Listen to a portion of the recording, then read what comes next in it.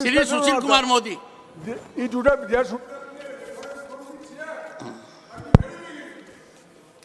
सभापति महोदय, मैं सबसे पहले देश के प्रधानमंत्री श्री नरेंद्र मोदी जी को धन्यवाद देना चाहूँगा, जिन्होंने पूर्व प्रधानमंत्री श्री पीवी नरसिम्हा राव, श्री चौधरी चरण सिंह, स्वर्गीय चौधरी चरण सिंह और एमएस स्वामीनाथन को भारत रत्न देने का फैसला किया। Let him speak, please. Please take your seat.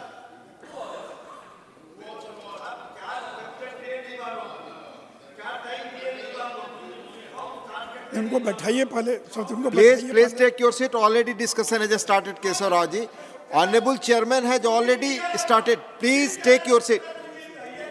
It is not going on record. Please speak. Sushil Modi ji, आप बोले, आपकी बात ही रिकॉर्ड पे जाएगी। सभापति महोदय, मैं देश के प्रधानमंत्री श्री नरेंद्र मोदी जी को धन्यवाद देना चाहूँगा, जिन्होंने देश के पूर्व प्रधानमंत्री श्री पीवी नरसिम्हा राव, श्री स्वर्गीय चौधरी चरण सिंह और एमएस स्वामीनाथन को भारत रत्न देने का फैसला किया है। महोदय, this is short duration discussion. It has already started, Mr. Trichu Siva. Honorable Chairman has already told it. Please take your seat. Please. बैठाइए ना इनको, कैसे बोले? Please take your seats. Not going on record. Please. You speak. आप बोले।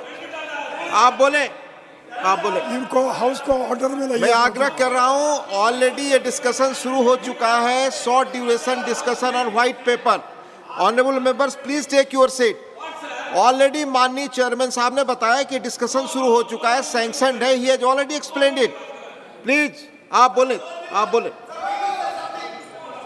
बोले माननीय सती महोदय, स्वर्गीय चौधरी चरण सिंह केवल 27 दिनों के लिए देश के प्रधानमंत्री रह पाए।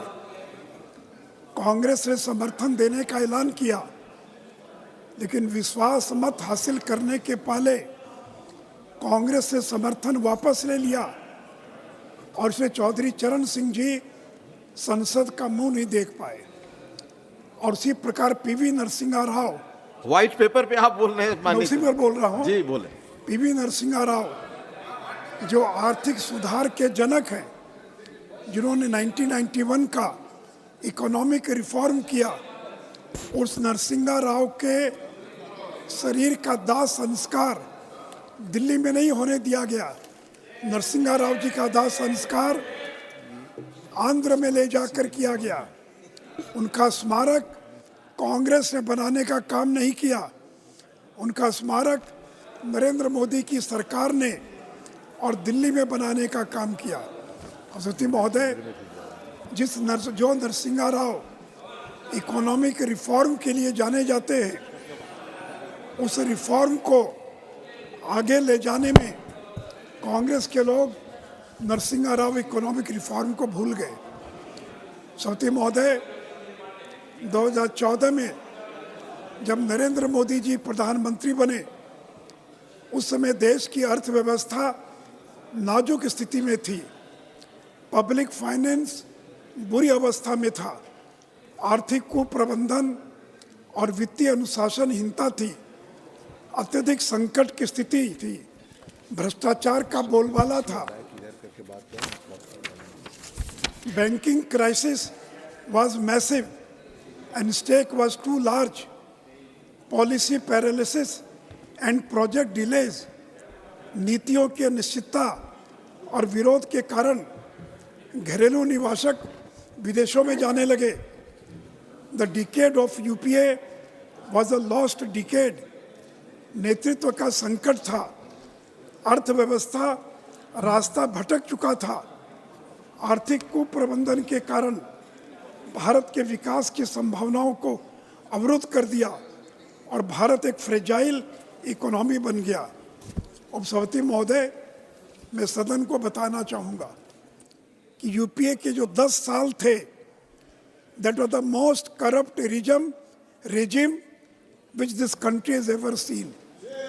मैं सदन को ये भी बताना चाहूँगा कि यूपीए के 10 साल के कार्यकाल में उनके 7 मंत्री जेल गए।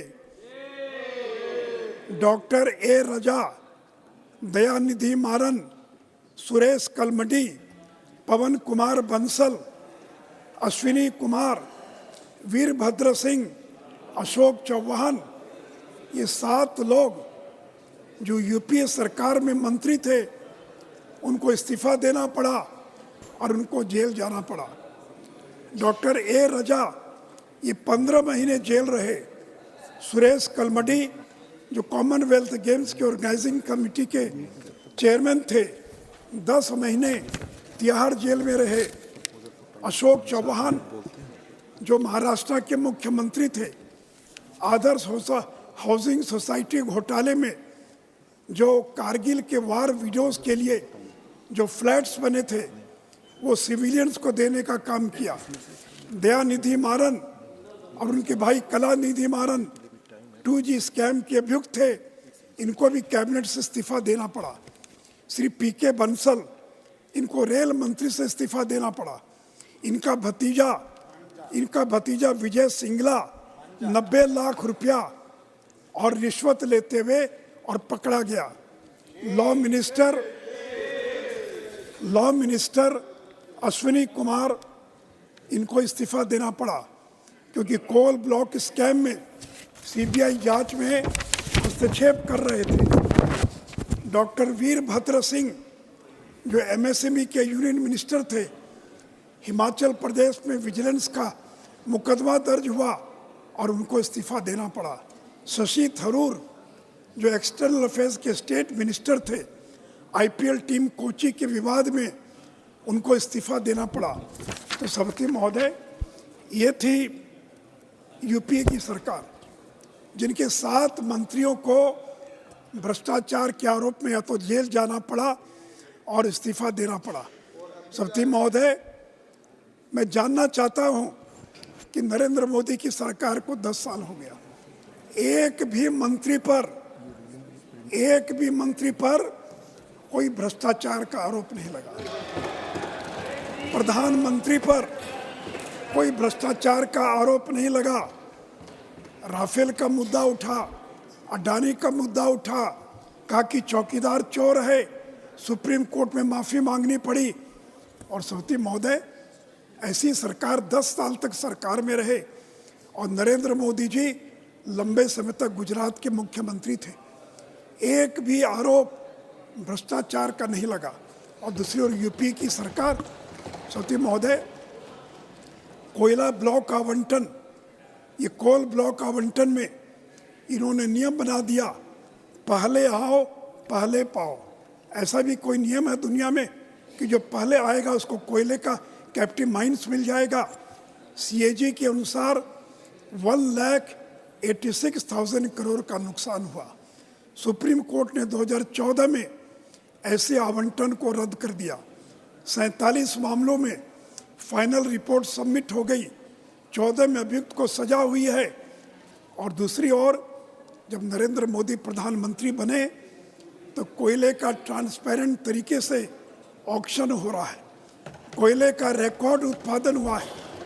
आज़ादी के बाद 893 मिलियन टन रिकॉर्ड उत्पादन हुआ है। 2014 की तुलना में 57.8% उत्पादन में वृद्धि हुई है। सभापति महोदय, कोयले के कारण जो भारत पावर डेफिशिएंट था, India is become power sufficient country. 2014 के बाद 1,96,000 मेगावाट जनरेशन कैपेसिटी का इजाफा हुआ है। ग्रामीण क्षेत्रों में जहाँ पहले 12 घंटे बिजली थी, अब 20 घंटे बिजली मिल रही है। और अर्बन क्षेत्रों में 23.8 घंटे बिजली मिल रही है।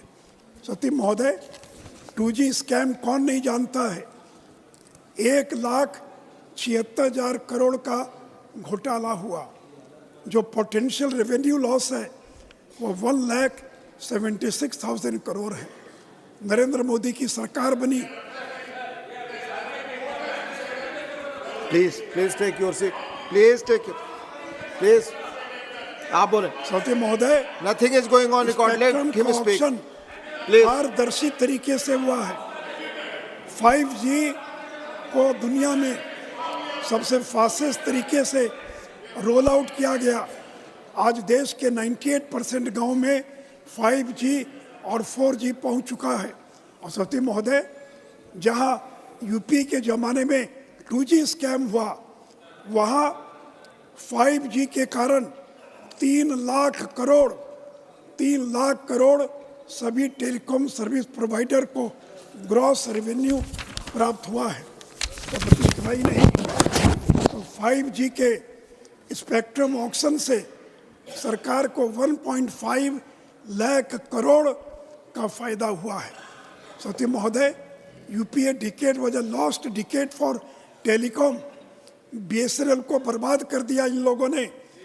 BSNL जो 2004 में $6 बिलियन की कंपनी थी, 2014 में वो लॉस मेकिंग कंपनी में बदल गई। और जब नरेंद्र मोदी की सरकार बनी तो BSNL को रिवाइव करने के लिए 3.22 लाख करोड़ 3 पैकेज हमारी सरकार ने देने का काम किया और आज BSNL का रिवाइवल हो चुका है। सत्य महोदय, कॉमनवेल्थ गेम्स 12 दिन का गेम था और जिसमें 70,000 करोड़ का घोटाला हुआ। और भारत में G20 हुआ, 1300 करोड़ खर्च हुए, पूरे देश में कार्यक्रम हुआ, लेकिन एक भी कहीं कोई गड़बड़ी नहीं हुई। सत्य महोदय, हेलीकॉप्टर खरीद में ऑगस्टा वेस्टर्न घोटाला, हॉक एयरक्राफ्ट परचेज घोटाला, पायलटस बेसिक ट्रेनर एयरक्राफ्ट घोटाला। सत्य महोदय, नौकरी में रेलवे की नौकरी के बदले जमीन लिखवाने का काम। सत्य महोदय, मैं केवल भ्रष्टाचार पर अगर बोलता चलूं तो इनकी सरकार हिंदुस्तान में आज़ादी के बाद सबसे भ्रष्ट सरकार कोई थी तो यूपी की सरकार थी। सभापति महोदय, बैंकों को इन लोगों ने बर्बाद कर दिया। अर्थव्यवस्था में बैंकिंग की सबसे बड़ी भूमिका है। जब अटल बिहारी वाजपेयी 2004 में पदमुक्त हुए, उस समय अटल बिहारी वाजपेयी ने एक अच्छी अर्थव्यवस्था सौंप कर गए थे। सभापति महोदय, 99 के अंदर सितंबर 2013 में यूपीए सरकार में जो NPA था वो 12.3% पहुंच गया और कॉमर्शियल लैंडिंग में राजनीतिक हस्तक्षेप होने लगा। और मार्च 2004 में जहां ग्रॉस एडवांस 6.6 लाख करोड़ था, वो 8 साल में बढ़कर 39 लाख करोड़ हो गया। सभापति महोदय, 6.6 लाख करोड़ से बैंकों का लोन बढ़कर 39 लाख करोड़ हो गया। बैंकों को फोन पर निर्देश जाता था, फलाने उद्योगपति को कर्जा दे दो, और बैंक फोन बैंकिंग के बदौलत कर्जा दिया करता था। और आज क्या स्थिति है सभापति महोदय, 2023 में GNPA 4.4%, नेट NDA केवल 1% है। और आज बैंकों का स्वर्ण युग है। This is the golden era of banking. आज सारे पब्लिक सेक्टर बैंक्स फायदे में हैं। 1 लाख करोड़ से ज़्यादा का प्रॉफिट 22-23 में बैंकों को हुआ है। और सभापति महोदय, बैंकों को अगर आज फायदा हुआ है तो उसमें भारत सरकार ने 3.10 लाख करोड़ 5 साल में रिकैपिटलाइज करने के लिए और बैंकों को पैसा देने का काम किया है। सभापति महोदय, इन लोगों को मौका मिला आर्थिक सुधार करने का। नरसिंहा राव का नाम लेते हैं, लेकिन 2004 के बाद एक भी आर्थिक सुधार इन लोगों ने नहीं किया। और जब नरेंद्र मोदी की सरकार बनी तो हमने इस देश में GST को लागू किया, सभी राज्यों को लेकर GST लागू किया। आपने तो घोषणा की थी कि 2010 में GST लागू करेंगे। मैं जानना चाहता हूँ कांग्रेस के लोगों से, यूपीए के लोगों से, 2010 में GST लागू क्यों नहीं कर पाए? और जब नरेंद्र मोदी की सरकार बनी तो 2017 में इसे देश के अंदर जीएसटी लागू किया गया और जीएसटी के कारण प्रति माह 45,000 करोड़ की बचत परिवारों को हुई है दिसंबर 17 से लेकर मार्च 2023 तक। सभापति महोदय, 2004 की स्थिति और आज 2014 में क्या स्थिति है? आज इन्फ्लेशन नियंत्रण में है, विकास दर 7% से ज़्यादा है जो दुनिया की सर्वाधिक विकास दर है। हमारे पास रिकॉर्ड फॉरेन एक्सचेंज है, 620 बिलियन यूएस डॉलर का रिकॉर्ड फॉरेन एक्सचेंज है। पहले हम फ्रेजाइल 5 इकोनॉमीज थे, आज हम टॉप 5 इकोनॉमीज हैं। लोगों का भरोसा जो खत्म हो गया था, फिर से एक बार लोगों का भरोसा सरकार में पैदा हुआ है। हम लोगों ने कोविड का सफलतापूर्वक मुकाबला किया। हम लोगों ने सरकारी योजनाओं में छिटपुट लाभ नहीं बल्कि सैचुरेट करने का काम किया। सभापति महोदय, आज डिजिटल पेमेंट में हम वर्ल्ड लीडर हैं। हमने डिजिटल क्रांति की है, खुले में शौच से देश को मुक्त किया है, मेड इन इंडिया का कोविड का टीका बनाकर पूरी आबादी का टीकाकरण किया है और ये हमारी उपलब्धियां आज देश के लिए मील का पत्थर साबित होगी। सभापति महोदय, 2004 और अब में क्या फ़र्क है महोदय? इन्फ्लेशन तब 8.2% था, आज इन्फ्लेशन 5% है। इलेक्ट्रॉनिक एक्सपोर्ट्स उस समय $7.6 बिलियन था, आज प्रशांत रो भैया। इलेक्ट्रॉनिक एक्सपोर्ट्स 7.6 बिलियन था, आज 22.7 बिलियन है। एफडीआई तब 305 बिलियन यूएस डॉलर था, आज 596 बिलियन यूएस डॉलर है। तब स्टार्टअप्स 350 थे, आज स्टार्टअप्स 1,17,257 है। मेट्रो रेल तब यानी 2014 में 5 शहरों में थी, आज 20 शहरों में मेट्रो चल रही है। महोदय, एनएच का निर्माण उनके 10 साल में 25,000 किलोमीटर हुआ और नरेंद्र मोदी के 10 साल में 55,000 किलोमीटर एनएच का निर्माण हुआ। महोदय, उनके कार्यकाल में एनएच निर्माण की गति 12 किलोमीटर प्रतिदिन थी और नरेंद्र मोदी के कार्यकाल में it has increase from 12 kilometre to 29 kilometre per day. महोदय, रेल दुर्घटना उनके समय में 233 और नरेंद्र मोदी जी के समय में it has increase from 233 to only 34।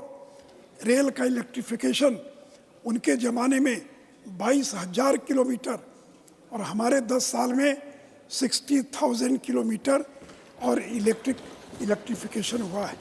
Airport की संख्या उनके समय में 74 थी, आज 149 है। सभापति महोदय, टोल प्लाजा पर वेटिंग लाइन उनके समय में 12 मिनट टोल प्लाजा पर इंतज़ार करना पड़ता था, आज केवल 47 सेकंड टोल प्लाजा पर इंतज़ार करना पड़ता है। मोबाइल ब्रॉडबैंड के सब्सक्राइबर उनके समय में 6 करोड़ थे, आज नरेंद्र मोदी के समय में 24 में 90 करोड़ हैं। मंथली डेटा आपके समय में 2 मिनट और कंक्लूड 2 मिनट आपकी पार्टी के वो समय से और ये समय जाएगा फिर 1 मिनट और। मंथली डेटा 0.06 GB प्रति माह आपके समय में और हमारे समय में 20 GB डेटा प्रति माह प्रति व्यक्ति आज खर्च हो रहा है। डेटा का टैरिफ 270 रुपया पर GB था आपके समय में और आज क्या है 10 रुपया पर GB। मेडिकल कॉलेज 387 था, आज 706। मेडिकल कॉलेज में सीट 51,000 थी, आज 1,08,000 मेडिकल कॉलेज में सीट है। नंबर ऑफ यूनिवर्सिटीज़ 676 थी, आज 1,168 है। महोदय, नंबर ऑफ एलपीजी कनेक्शन आपके समय में 14 करोड़ था, आज 31 करोड़ है। Number of PNG connection 22 lakh था, आज 1 करोड़ 19 लाख है। ग्रामीण क्षेत्रों में बिजली पहले 12 घंटे थी, आज 20 घंटे से ज़्यादा बिजली है। Number of tap water connection 3.2 crore था, आज 13.8 करोड़ है। और अंत में सभापति महोदय, total number of DBT beneficiary उनके समय में 10 करोड़ था और आज 166 करोड़ है। सभापति महोदय, अगर हम 10वें नंबर से अगर 5वें नंबर पर पहुंचे हैं तो बड़ी मेहनत करनी पड़ी है, तूफान से किस्ती को निकाल कर लाए हैं। और हम विश्वास प्रकट करते हैं जब तीसरी बार नरेंद्र मोदी प्रधानमंत्री बनेंगे तो भारत दुनिया की तीसरी सबसे बड़ी अर्थव्यवस्था बनेगा। धन्यवाद। धन्यवाद माननीय सुशील मोदी जी। माननीय केसी वेणुगोपाल जी, मैं आपको आमंत्रित करूं, इसके पहले आप सबकी सहमति चाहूंगा। माननीय एच डी